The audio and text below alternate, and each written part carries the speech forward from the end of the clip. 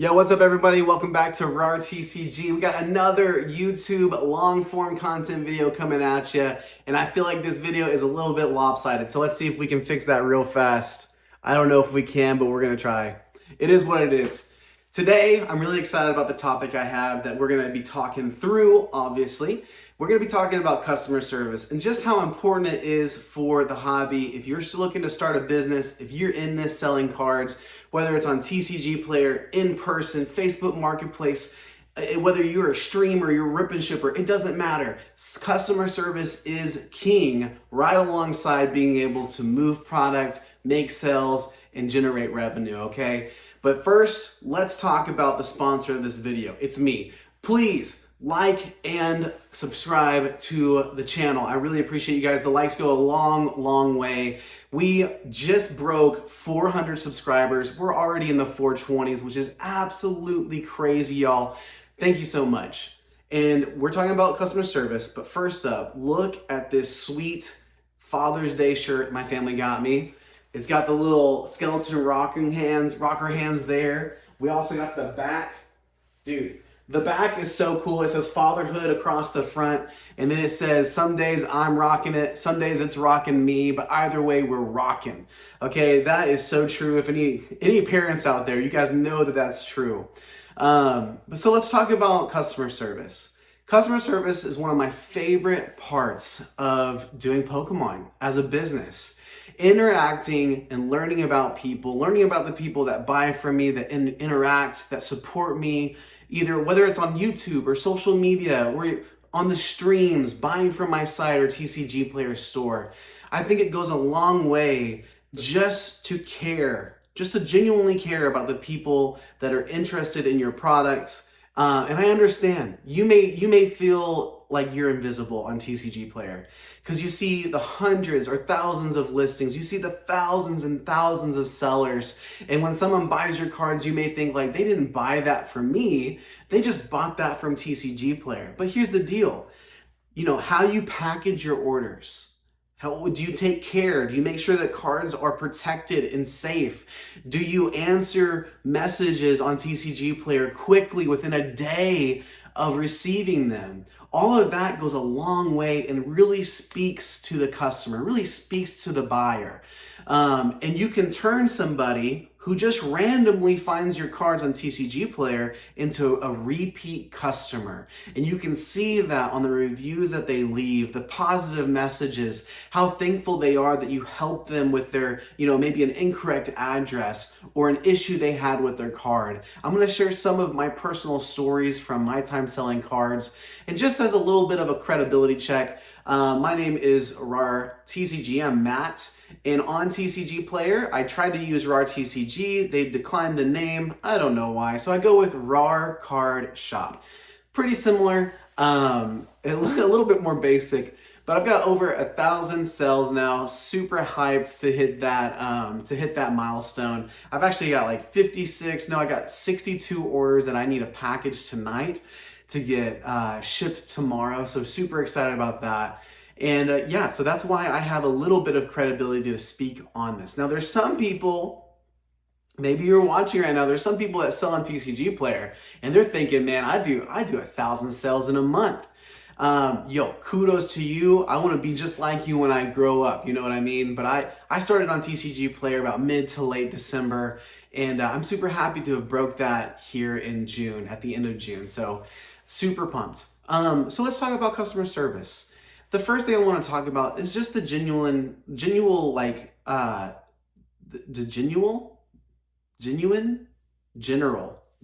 that's the word I'm looking for.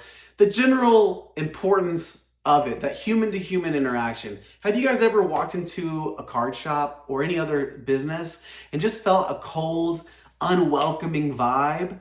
We don't want that. Okay, you can experience that same thing online. That's the biggest thing I want to talk about. Just because you and I may be an online only seller doesn't mean that we are immune to customer service. Doesn't mean we're immune to having to interact with other people. You're gonna find yourself buying collections on Facebook Marketplace, eBay, TCG Player, and you're gonna have to have regular conversations and communication with people. You can't avoid it. That doesn't mean like if you yourself, if you're like super self-aware, right? You really know yourself and you're like, man, I'm not a people person. Don't worry. You can grow at it. Being a people person, having interpersonal like skills and be able to have a conversation, those are all just skills that you can learn over time. It shouldn't stop you just because you're not a people person and just because like human interaction may make you anxious or anything like that. It's not a reason to not pursue a dream that you have. It's a good thing for you to realize, recognize about yourself and say, hey, I need to work on that. And so some of the things we talk about today will help you with that, but maybe I'll do a follow-up video in the future talking about some actual just like tips and tricks of how to have a conversation. And to be honest, I'm not perfect at it. Like I've had a lot of experience. I love people. I love interacting with people, but I haven't always been that way. When I was in high school, I was very quiet. Okay. I was very to myself. I didn't talk to nobody. But as I was in that last year of college, like junior, senior high school, going into college, I just really had this realization that like, it's okay to be myself. It's okay to be myself. And it's okay to interact and to really get to know and learn about other people. I'm also a Christian, and around that time is whenever I became a Christian, believed in Jesus. And so I think that all of that really played a role into just how I view others and am okay with interacting with people and not just want to be to myself all the time.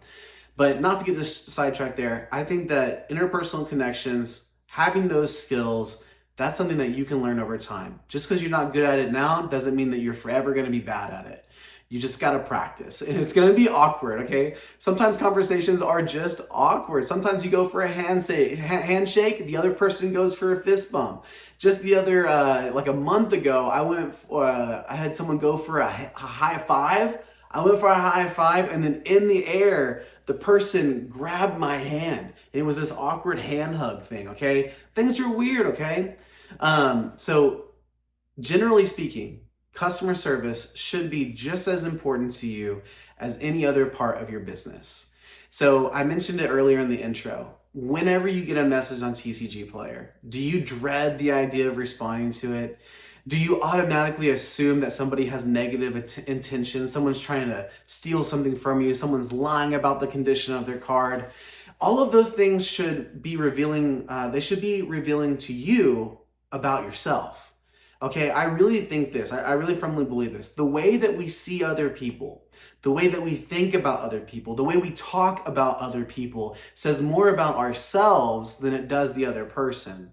Because listen, all of that stuff, all the thinking, the thoughts, the talking, the gossip, the negative vibes and emotions and feelings, the other person is probably not feeling any of that. And the other person, the buyer, reaching out about the condition of their card is just saying like, hey man, this isn't what I bought. Can you help me make this right? They don't think anything negative about you. They're just trying to make sure they get what they're getting what they paid for. And if anything, what I've experienced, there's one time that I sold a card that I said was near mint, and I shipped it. It was a reverse hollow Scyther from 151.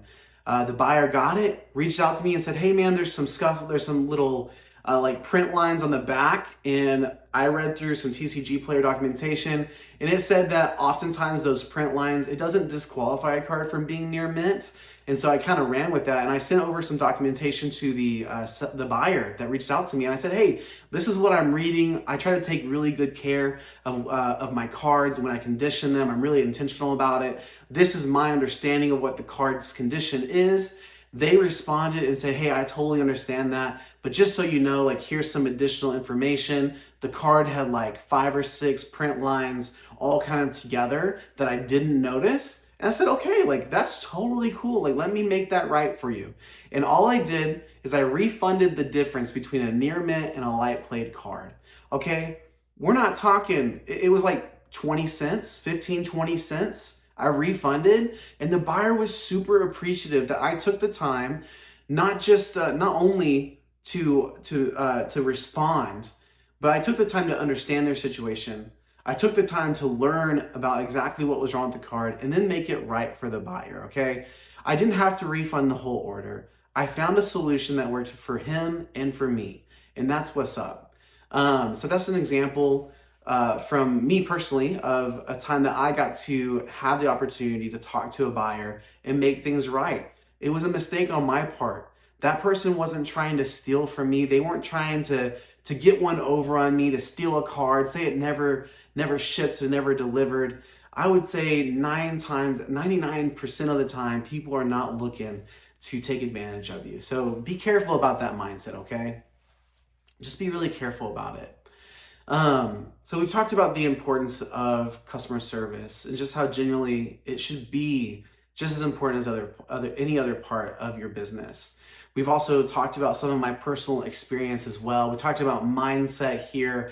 I hope all of these things really help you, because if you want to be successful on TCG Player, if you want to be successful selling Pokemon cards, starting a business in general, you're going to have to interact and deal with other people. And that means that you're going to get a whole slew of different personalities and people involved. And especially like when you buy collections, a lot of time people's collections, the reason why they have them is because they love those cards. So think about it this way.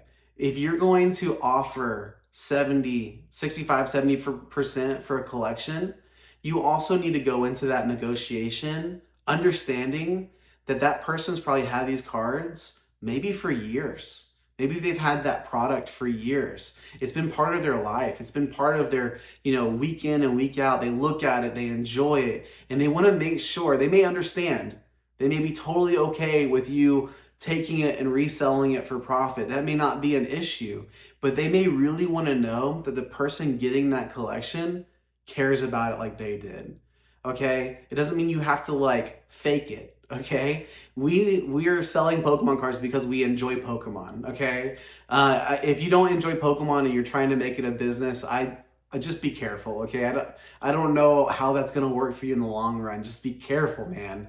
Find something you're passionate about. Find something that you love and you enjoy. Make a business. All that good kind of stuff. If you're not genuinely enjoying Pokemon, but you're trying to make it a business, I don't know, man. It's a lot of long nights sorting 15-cent cards. A lot of fun stuff.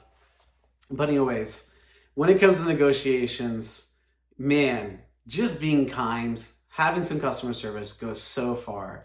Being understanding that the other person's collection really meant a lot to them when you're trying to buy it really goes a long way. I always say it's okay to negotiate, okay? I think anybody that lists something for sale on Facebook Marketplace, there's an understanding that they're gonna get offers lower than what the asking price is. There's a song and a dance to it, okay? Everyone should, if you're looking to resell Pokemon cards, you should 100% learn the art of negotiations, okay? I'm not perfect at it. I try to buy collections, cards, singles, at about 65 to 75% of the market to make sure that there is margin there for me to make money. And you should too, honestly. If you're selling on a place like TCG Play that has fees, that's gonna be super important and essential for you.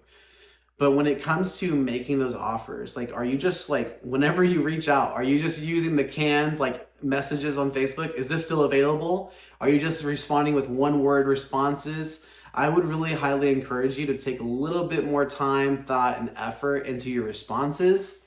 Negotiate hard, Actually, one of the first messages I typically send to people before I even give them my offer is I'm letting them know, hey, I'm a reseller. I'm buying these so that I can sell them. And that means that my offer, once I go through it, is going to be somewhere between 60, 70, 75% of market.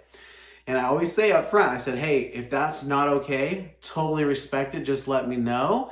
And we can cut ties there before we ever have to get into the numbers, before we ever have to start that more complex, hard conversation of negotiating back and forth. I can get it out of the way first thing.